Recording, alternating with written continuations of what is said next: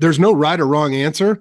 It's just be and then do. Be who you say you're going to be, and then do the things that reflect that. If you want to be a millionaire, you can't sleep in till 10 o'clock. Get up 2 hours earlier. Get up an hour earlier. If you want to make a six-figure income, get up and do six-figure income habits. People lack the discipline. That's what I've found over the years, is just finding one or two things and get really well disciplined in them and do the things today that get you the results tomorrow.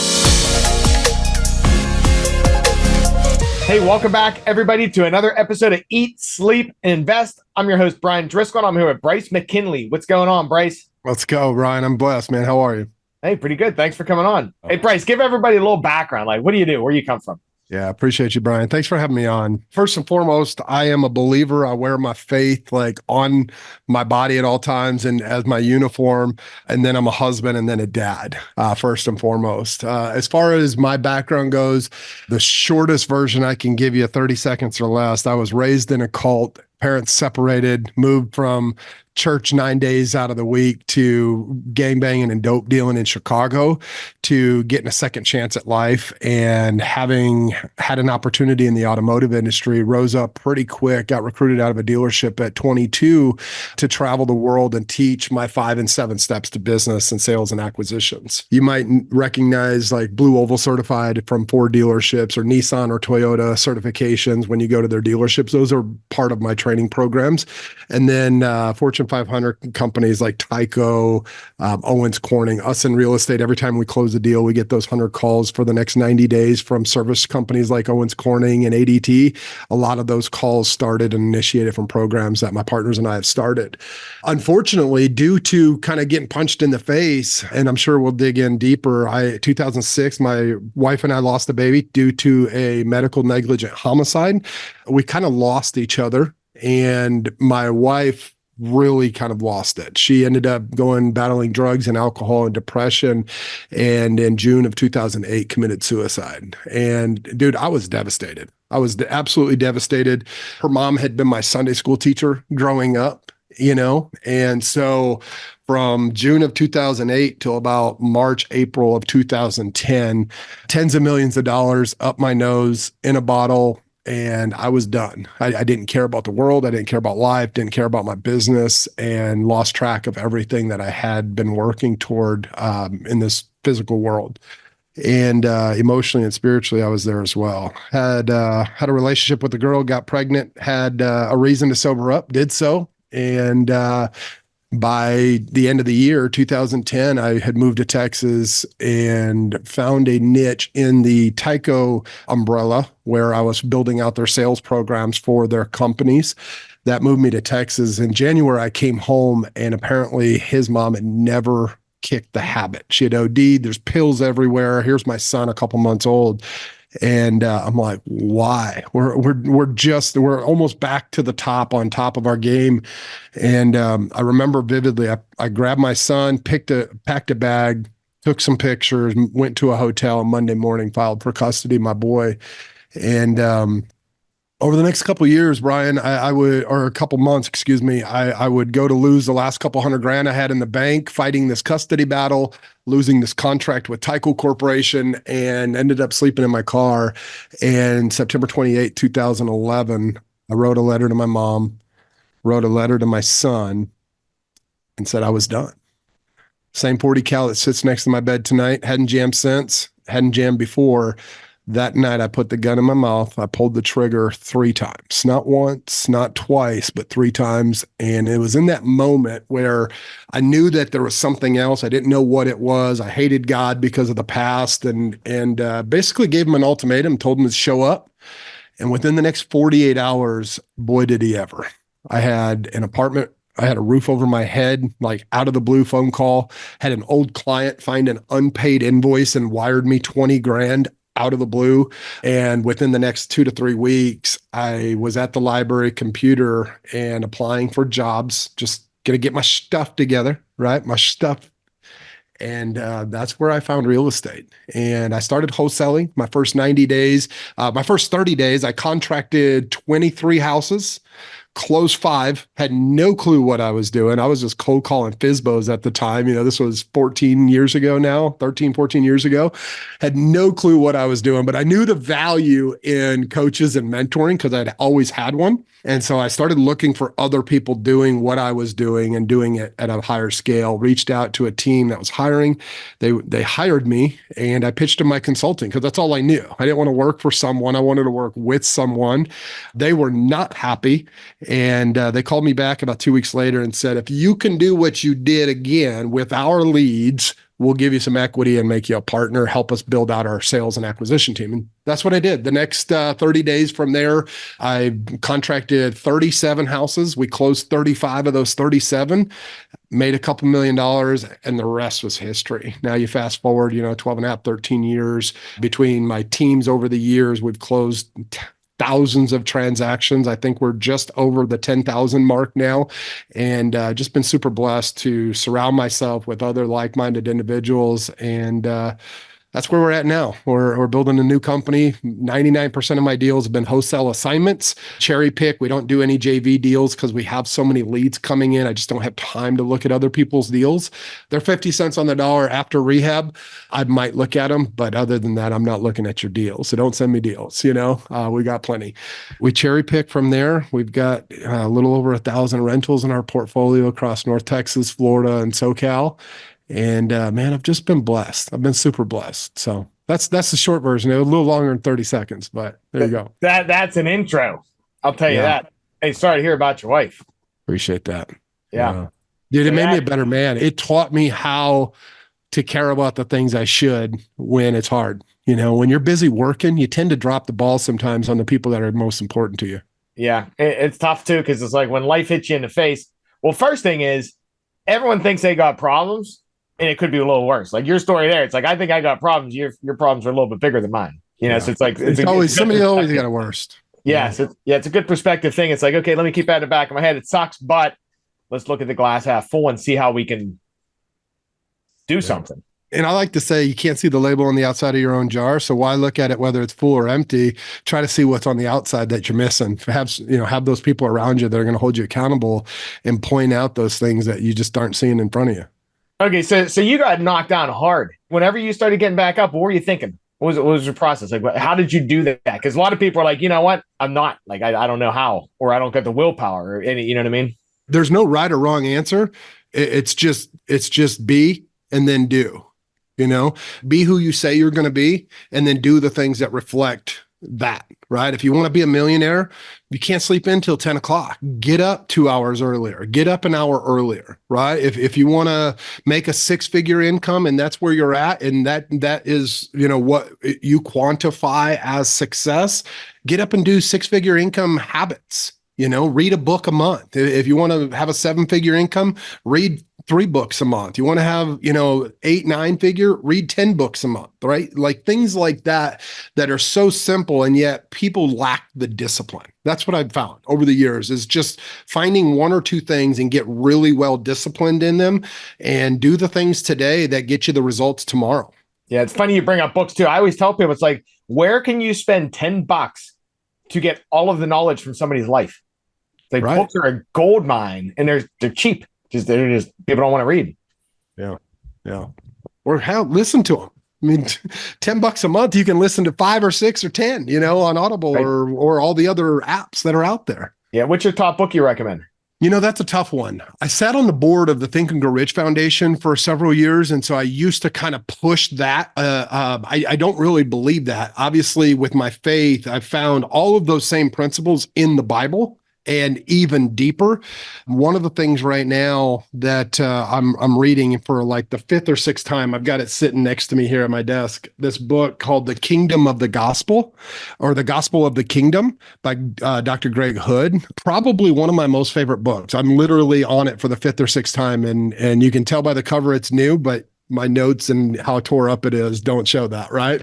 Just how we were made and created to dominate. right? I think that people think that you can earn things, but it's already yours. And so if that's the case, you have to manage what you have and multiply that before you can acquire more. Because if you can't manage what you have now, how are you going to manage and maintain other things, right? So, and it's very biblical. A lot of the Think and Grow Rich principles and positive mental attitude things are biblical principles that they kind of, create these self ideologies. But at the end of the day, our creator said, be fruitful with what you got, multiply it, and then dominate it. And I think that that's probably the coolest thing. As I read through this book, realize you're already blessed right where you are. Somebody's got it worse, like we said. And so if you can manage what you have, multiply, if you've got one seed or $1, if you can make it two, you can make it four. And if you can make it four, you can make it eight, and just continue that multiplication process and then dominate and understand those disciplines. I think that's important too, because to increase your wealth or anything like that, you have to be able to manage what you currently have. Like, for example, people that win the lottery, I know a lot of them can't keep it because they're not ready for it yet, or they never might be ready. So it's a good point too. It's like, you got to be able to do what you do and then try to grow, but be happy for where you're at also. Yeah, I mean, it's a crazy statistic when you think about it. Like the lottery, what is it? Like almost 92 or 93% of lottery winners lose it all within 5 years. Yep. It's just, that's crazy to me. It's easy to spend money when you don't, like, if you think about it too, how hard it is. When I started making money, it was hard. It's like, boy, once you sweat for that money, you spend it differently. Yeah. Versus if you get it as a gift or lottery, things like that. So it's like, I can kind of see it because it's like, it came so easy, but you can't bring it back. Like, people that win a lottery don't know how to multiply that money and make it work for themselves. Yeah. So let's talk about a little bit of real estate here. So you guys are doing major deals now, huh? We are. Yeah, it's been fun. What do you do? National or just in your area or what?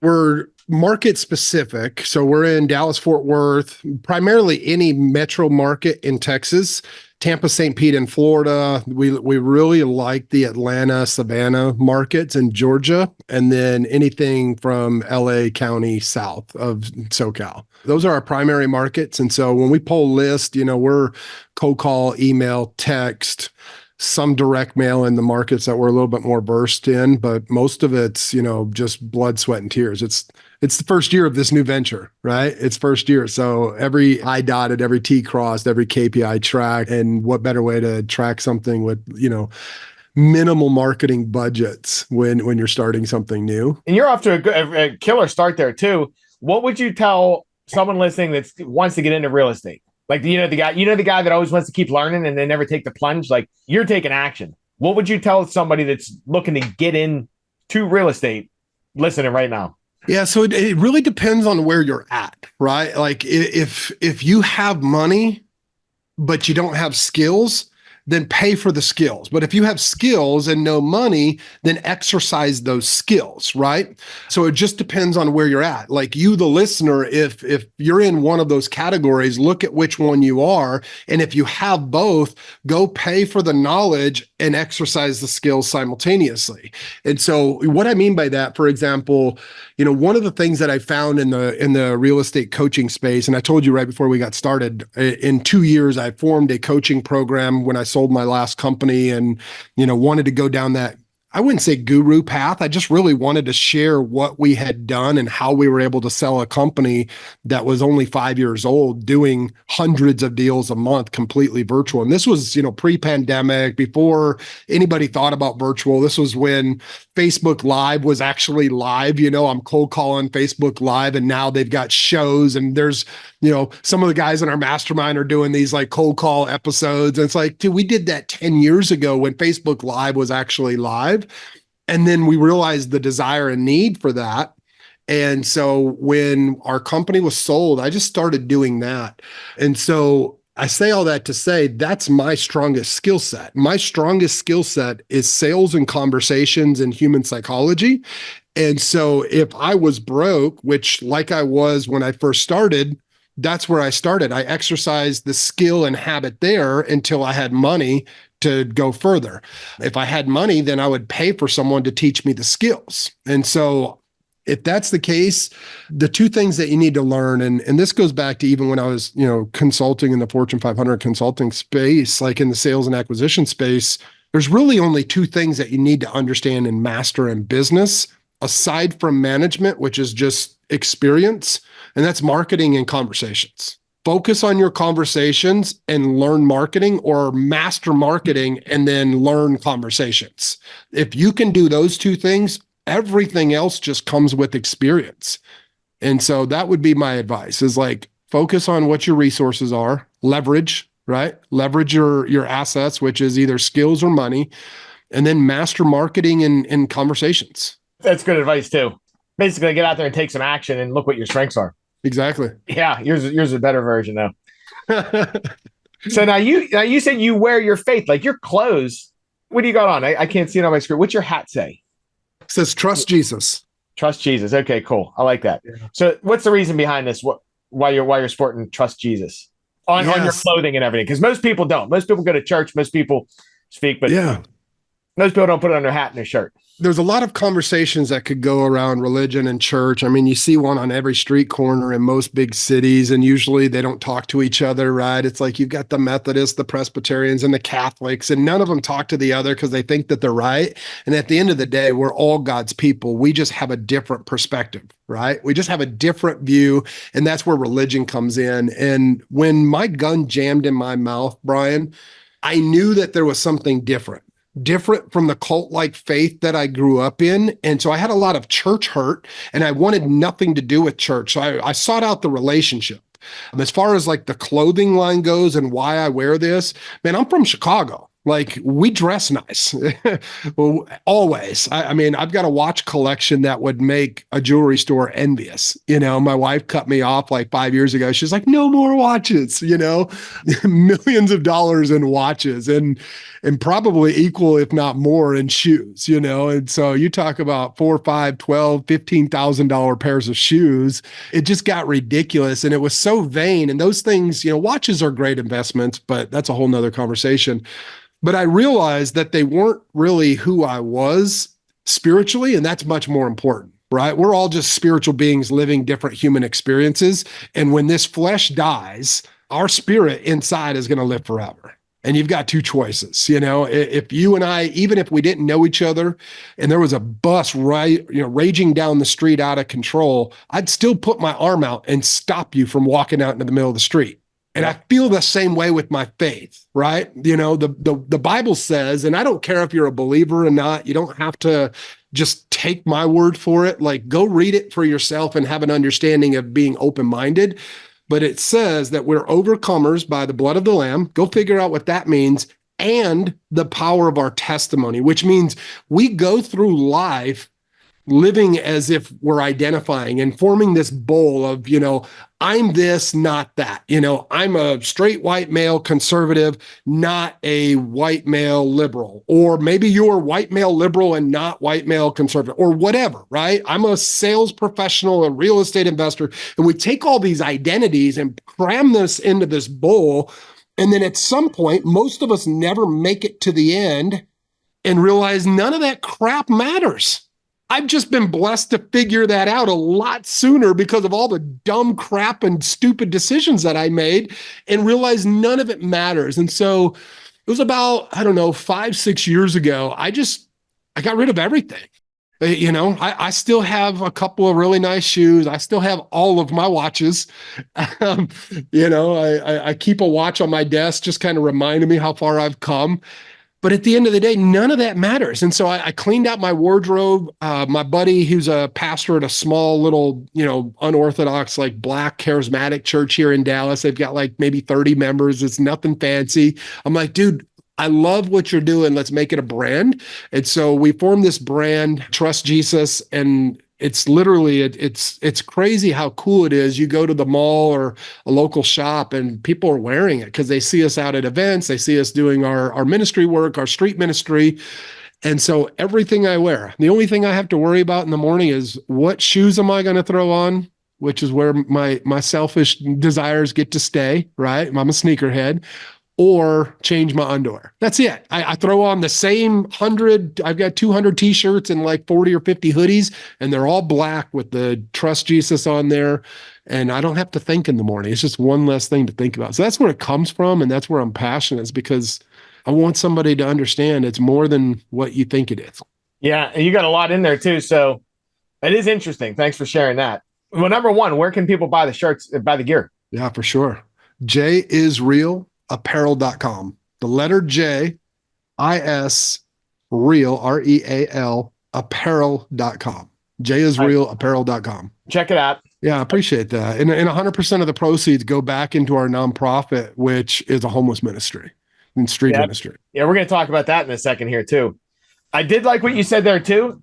A lot of successful people wear the same clothes every single day and try to take decisions out of their life, too. So it's in the morning, you have 40 T-shirts or whatever and your hoodies. It's like you don't have to think. Yeah, I keep my house cold, so I'm always wearing a hoodie, but even underneath, I got the same T-shirt. There you go. I like that. And yeah, because you said you have a nonprofit. You do that with your son too, right? Where you go feed the homeless? Yeah. Yeah. So twice a month, first and third Saturday, we go out and walk the streets of Dallas, and predominantly, impoverished areas, South Dallas, Northeast Dallas, where big homeless camps and communities are. And we just love on them, man. You'd be amazed at some of the stories, like airline pilots, veterans. Dude, it's like 60% plus of the homeless population are veterans.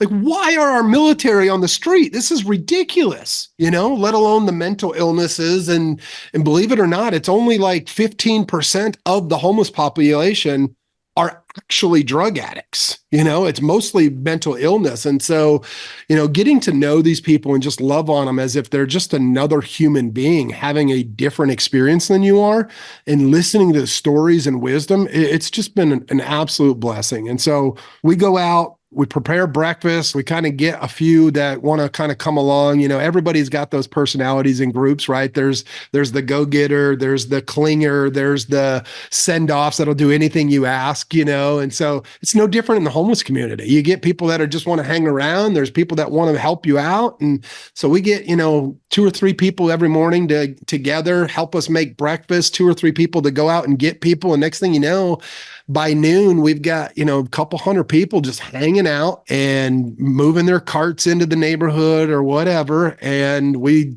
do a little, praise and worship music, share the gospel, listen and love on them.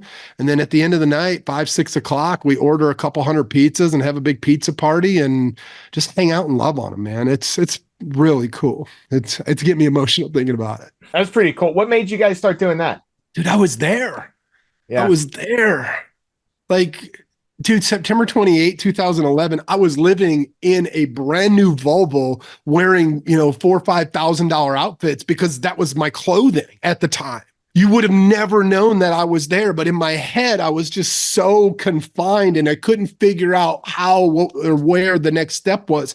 I felt so desperate. I had made too much money the year prior. I was a single dad. I had just gotten custody of my boy a month or 2 prior and had been sleeping in my car fighting for him, getting him out of the, temporary foster care while his mom and I are going through this battle. Like, I have been there. And I couldn't stay in a shelter with him because he was under the age of 5. We were both male, so they don't have shelters for male with kids. They just don't offer those resources in most places. So I couldn't stay in a shelter. Every once in a while I was in a hotel. I mean, we were sleeping in my car behind a water tower. Matter of fact, if you're watching the video version of this, you might be able to see the outline in the shadow of my window right here. See that water tower right there next to the window pane? Yep. Dude, this house is a blessing. This house was a divorce seller lead. Like, you want to talk about miracles like out of the Bible? This was a divorce seller lead, $1 million plus house. I paid $200 cash for it. And it was the second day I owned it, walked in to pray, checked the box like most religious people. Thank you, Jesus, for this thing, whatever, bless this room. And I laid down and I felt the Holy Spirit, like they talk about in the book of Acts. I felt the Holy Spirit hit me. Ow. Get up. And I stood up and I looked out the window. I've been to this house 5 times with inspections and surveys and contractor bids. I've been here 5 times, didn't realize this house is in a subdivision that was the woods that I used to pull behind that water tower and sleep in. And God told me in that moment, this was, we closed on this house 6 years ago in August, right as I was selling that company. God's like, that's where I brought you from. Watch where we go. And so I don't remember what your original question was. I'm super passionate. Sometimes you got to reel me in, Brian. But no, that's good, man. Yeah, no, that's some good stuff. Yeah, 'cause I was just wondering, why you started doing that stuff, and that makes sense. So Like I couldn't deny it if I wanted to, like right. even right now. I mean, this is one of the toughest times emotionally and professionally where business is doing well, but I've always been a consultant, not an owner, you know? Prior to real estate, I was always a business consultant, not a business owner. Now I'm learning tough lessons just like the rest of y'all. Like, what the hell? Where's the label on the outside of my jar? What am I missing? And it's like, I've never been at more peace. Like, God's got this, Yeah. Are we hitting our cash floor this month? Oh shit, oh shit, oh shit, like, yeah, we hit it. Yep. It's so I've been there. I've been punched in the face, kicked in the dick, and I still love Jesus and I love people, bro. So That's cool, man. Well, this was good. Yeah, I'm glad you were able to come on and we were able to connect. same, man. I appreciate you having me on. Appreciate you having me on. Hey, thanks. Yeah, everyone listening. Yeah, go check out the website. Give them the website one more time. At jisrealapparel.com, or if you want to, buy some of our properties, 5hourhomebuyers.com. Nice. Is it 5 hour, like HOUR? Yeah. Yeah, like out of 24 hours on the clock, we buy them in 5 hours or less. So the number 5hourhomebuyers.com. Or Nice. you can find me anywhere on social media, 13 books out there somewhere. Like, yeah. That's cool, man. Hey, well, thanks for coming on. And everybody, thanks for listeing. Until next time, get out there, crush it, close some deals. We'll see you guys.